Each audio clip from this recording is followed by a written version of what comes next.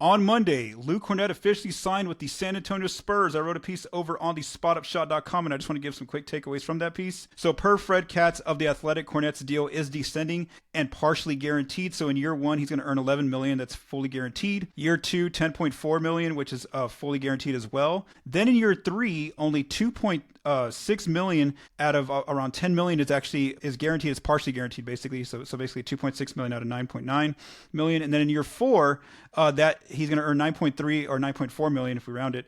And so that last year is non-guaranteed. Now, after signing his contract, the Spurs held a press conference for Kornet. He talked about how he thinks he can play alongside Victor Wembanyama in some lineups, noting his experience with versatile players such as Kristaps Porzingis and Al Horford with the Boston Celtics.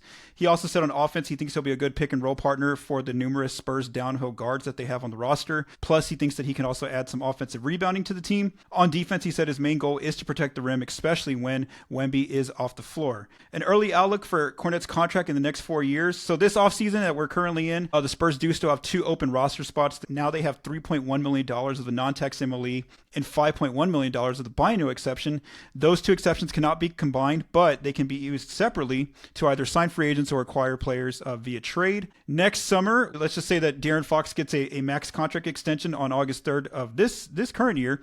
Well, the next summer, I don't know yet if the Spurs are going to extend Jeremy Sohan or if they're going to let him go into restricted free agency. But in a scenario where Sohan's in restricted free agency, the Spurs would be an over-the-cap team, but still far enough under the first apron to have access to both the $15 million non-tax MLE and the $5.5 million biannual exception. In the summer of 27-28, Wemby now gets his contract extension most likely. So with or without Kornet on the roster, the Spurs are still over the cap, but they're also still far enough under the first apron where they should be able to have the non-tax MLE and the biannual exception. Then in 28-29, the final year of Kornet's deal, this is where it gets a little bit trickier for the Spurs. We're going to have to make a call on Kornet. So with Kornet, they are over the first apron and they would have access to the tax mid-level exception. However, if they were to waive Kornet that final year, they would be slightly under the first apron, still only have the, I think the tax MLE that year is $6.7 million.